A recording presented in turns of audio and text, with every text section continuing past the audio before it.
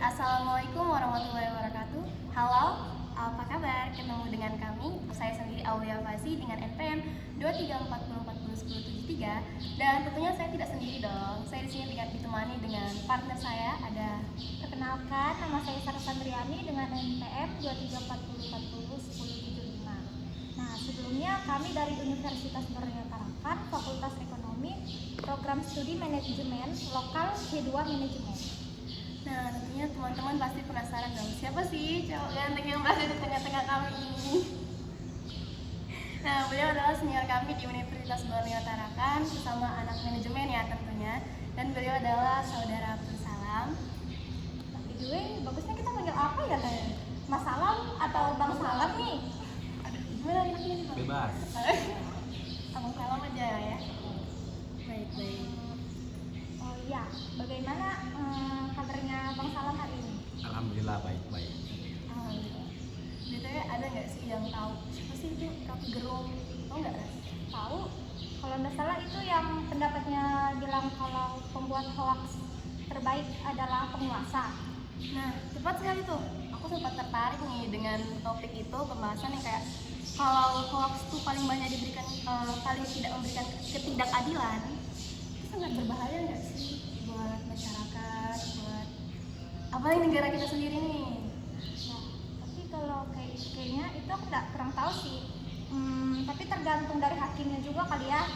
Bisa jadi. Nah, kalau menurut Abang Salam sendiri tuh hakim yang paling ideal yang memenuhi syarat-syarat untuk menjadi hakim baik itu gimana sih? Oke, sebelum masuk ke hakim kali ya, karena Iya. teman-teman menyinggung tentang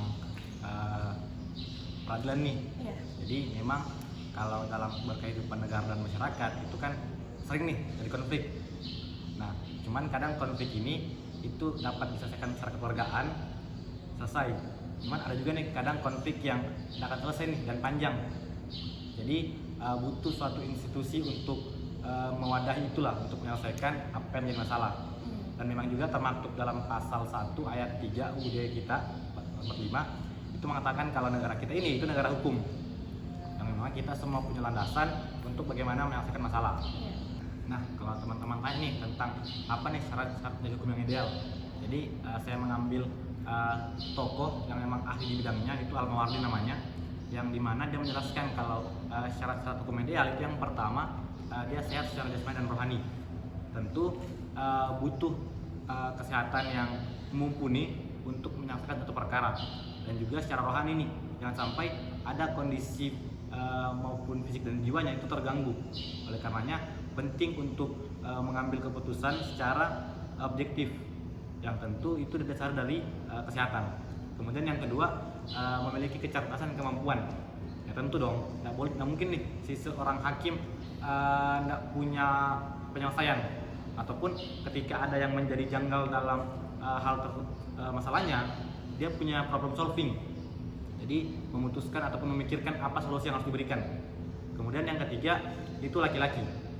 Dianjurkan sekali untuk seorang laki-laki menjadi hakim untuk menyelesaikan perkara, karena ada hal yang laki-laki punya itu tidak perempuan punya. Contohnya ketika perempuan yang menjadi hakim, kemudian di satu momen itu perempuan ini jadi lagi halangan, yang dimana kondisinya ini gampang marah, gampang bad mood lah istilahnya. Nah itu kan menjadi terganggu nih tentang bagaimana hakim itu memutuskan perkaranya. Kemudian yang keempat itu adalah Islam, karena di dalam materi teman-teman itu kan siasat Qadiyah itu kan suatu lembaga institusi Islam yang menggunakan syariat Islam dalam penggunaannya. Ya tidak mungkin dong syariat Islam yang mau dipakai, cuman yang menjadi hakimnya bukan orang Islam. Nah makanya ada toleransi antara apa yang dipakai sama orang yang memakainya. Nah, yang kelima itu merdeka.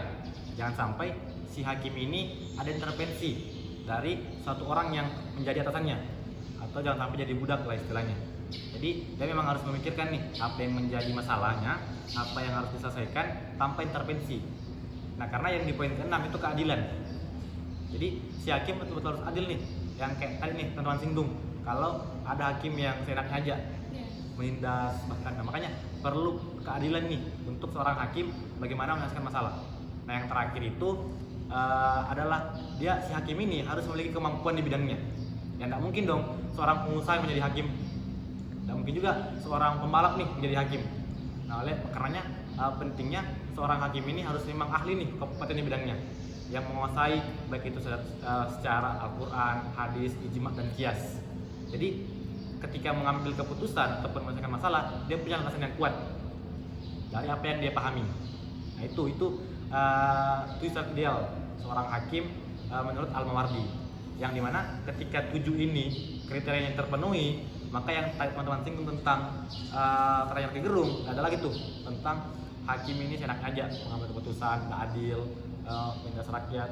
Karena memang dalam hakim itu menjadi sumber di mana orang itu merasa tertindas ketika tidak adil, maka perlu keadilan untuk suatu masalah terselesaikan dengan idealnya. Mungkin itu yang pertama. Nah, kalau sebelumnya sempat disinggung soal peradilan ya, nah pasti ada konsekuensi yang bakal diterima oleh seseorang yang melakukan kejahatan. Nah, dalam peradilan ini pasti ada jenis-jenis hukuman dong. Coba abang sebutkan dan jelaskan jenis-jenis hukuman yang diterapkan dalam siasah qadiyah ini. Oke, jadi jenis-jenis hukuman itu ada 4 dalam siasah qadiyah. Yang pertama itu namanya hudud. Nah, hudud ini itu suatu hukuman yang mutlak dari syariat Islam, yang tidak mungkin seorang hakim bisa mengubahnya. Jadi apa yang tertera dalam aturan Al-Quran, hadis maupun sesuatu yang pernah dilakukan oleh Rasulullah, itu yang akan diberikan kepada seorang yang dihukum. Contoh itu ketika seorang itu berzina tapi sudah menikah dengan orang lain, dijelaskan tuh dalam aturan syariat bahwa dia harus dirajam. Rajam itu kan yang dia tuh dilempar sampai meninggal. Nah kemudian yang kedua itu namanya kisos. Kisos itu hukuman yang setimpal. Contoh nyawa dibalas nyawa, mata dibalas mata, kayak gitu. Cuman si kisos ini dia akan terselesaikan tanpa hukuman yang setimpal ketika secara dua belah pihak yang bermasalah itu menerapkan sistem kekeluargaan. Cuman itu menjadi hukuman yang ketiga, yaitu namanya diat. Diat itu adalah hukuman kompensasi finansial, mengganti kerugian. Contoh si A ini melakukan kejahatan atau memukul. Nah kalau kita pakai hukum yang kisos, itu pukul dibalas pukul. Cuman ketika si hakim menjadi penengah untuk suatu masalah ini dan secara kekeluargaan, maka si pihak B ini yang dipukul bisa meminta hukum diat, kompensasi finansial. Jadi dia harus dipukul juga nih si pelaku, cuman dia bisa mengganti rugi apa yang terluka, diobati biaya kedokterannya, diobati lukanya. Nah yang terakhir itu namanya takzir. Takzir ini suatu jenis hukuman yang dia tidak dijelaskan secara spesifik dalam aturan syariat Islam. Contohnya ketika seorang melanggar kendaraan lalu lintas, nah itu kan ada tuh dalam syariat Islam apa hukumannya. Atau si pelaku ini yang melakukan hukumannya itu mengganggu ketertiban umum, yang dimana secara notaben dia dijelaskan tuh secara syariat Islam. Maka ada aturan yang si hakim yang putuskan dengan catatan tidak memberatkan si pelaku, seperti hukum cambuk atau seperti sanksi sosial. Nah itu yang menjadi jenis hukuman dalam siasah qadiyah 4 tadi itu. Nah, jadi itu kan Bang tadi sudah disebutkan tuh sama abang tuh soal jenis-jenis hukumannya. Nah, jadi itu misalkan ada contoh kasus seseorang mencuri itu apa sih proses-proses yang harus dilalui? Jadi ketika ada contoh kasus nih seorang mencuri, apa yang dia akan lalui tahapannya ketika masuk ke dalam siasah qadiyah? Tentu yang pertama itu penangkapan, penyidikan. Jadi ketika sudah ditahu nih ada yang mencuri, nah akan dilakukan penangkapan dan penyidikan, tentu dengan bukti-bukti yang ada dan saksi yang dipunya. Nah ketika sudah didapatkan bukti dan saksinya, kemudian tahap selanjutnya itu adalah penuntutan. Si yang dicuri ini melakukan penuntutan kepada pihak yang berwajib, tolong saya dicuri nih barang saya. Nah, ini orangnya. Kemudian setelah dilakukan penuntutan dengan bukti yang relevan, kemudian masuk ke dalam tahap persidangan, yang dimana di persidangan ini akan di hadapan hakim. dengan kasihkan bukti-bukti yang tadi, saksi yang dipunya, dilampirkan tuh apa yang menjadi masalah, apa yang menjadi siapa yang bermasalah, dan siapa yang dikenakan masalah nih. Kemudian setelah persidangan selesai, tahap selanjutnya adalah si hakim ini melakukan pertimbangan terhadap apa yang telah didapatkan, mendengar daripada pihak A yang mencuri, mendengar dari pihak B yang dicuri. Kemudian ada nih pertimbangan yang akan hakim putuskan, yang serta-merta langsung tok dong. Jadi si hakim juga karena tadi nih yang di awal dia punya kecerdasan kemampuan, dia punya keadilan, dia harus memikirkan juga bagaimana hasil daripada masalah ini. Nah, selesai pertimbangan, kemudian selanjutnya adalah keputusan.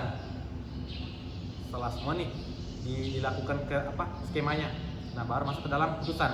Apa yang menjadi putusan, entah itu apakah dia bersalah pencuri atau apakah dia tidak bersalah. Kemudian ketika dia bersalah, apa nih hukuman yang diterima? Nah, setelah dapatkan nih apa menjadi keputusannya, tahap yang selanjutnya itu banding.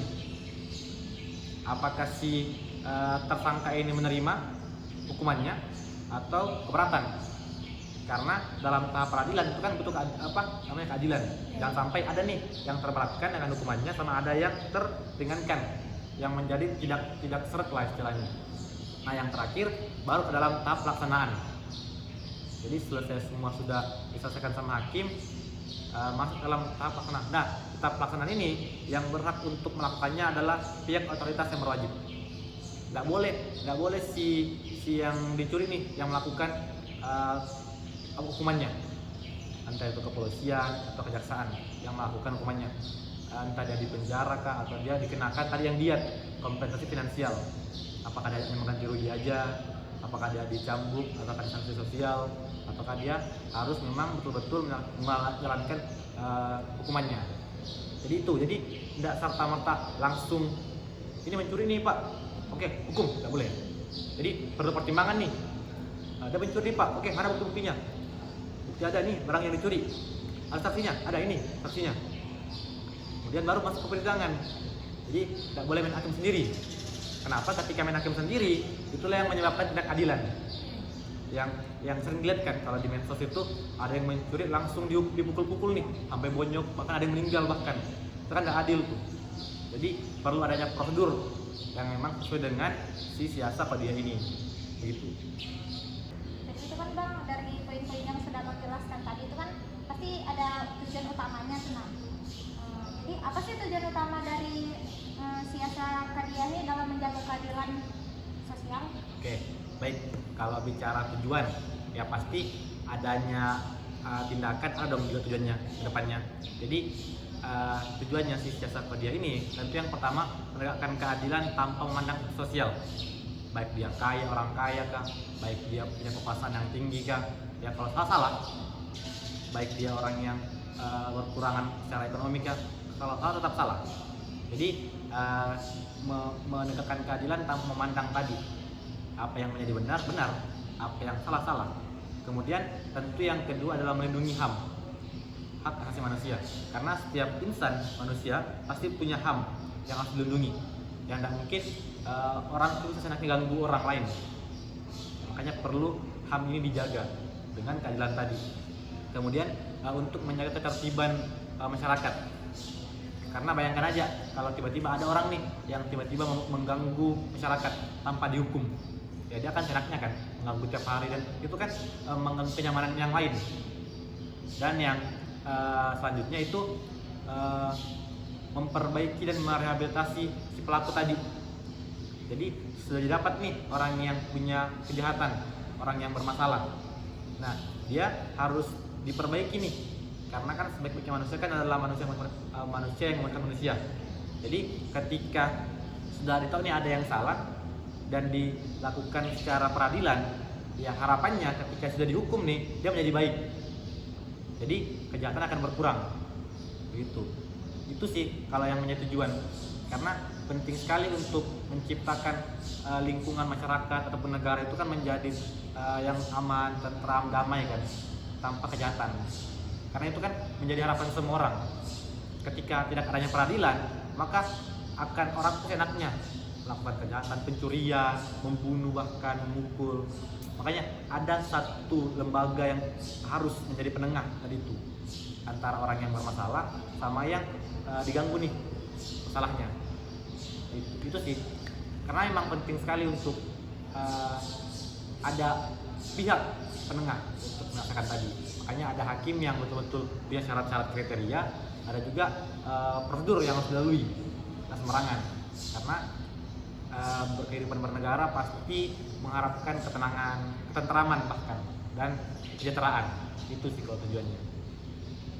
Nah, mungkin itu sedikit banyaknya penjelasan dari materi mengenai siasat Kodiyah dari narasumber kita ini ya. Mungkin ada kata-kata atau penutup yang ingin disampaikan oleh narasumber. Oke, baik.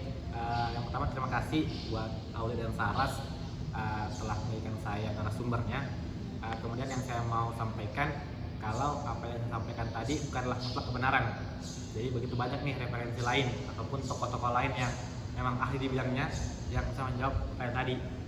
Cuman apa yang saya ketahui itu yang saya sampaikan dan belum tentu benar. Dan mohon maaf ketika ada salah kata ataupun salah ucap yang kurang mengenakan di hati, baik penonton ataupun teman-teman berdua. Mungkin itu. Mungkin dari kami berdua juga mau ngucapin terima kasih kepada Abang yang sudah bantu kami buat menyelesaikan tugas pas kami ini. Sekian dari kami. Terima kasih. Wassalamualaikum warahmatullahi wabarakatuh.